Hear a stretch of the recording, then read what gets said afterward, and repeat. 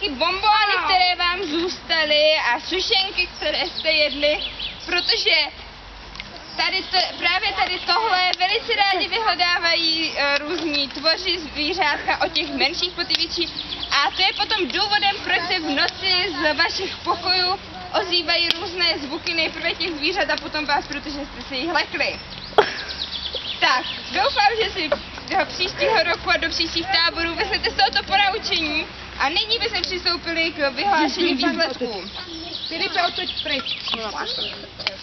Vytvořily se nám zde velmi dvě silné skupiny uklízečů. Ještě jenom tak mimochodem řeknu, že maximální počet bodů pro získání byl 90. Pokud bychom to brali, tak všichni jste teda prospěli. Všichni máte nad 60%.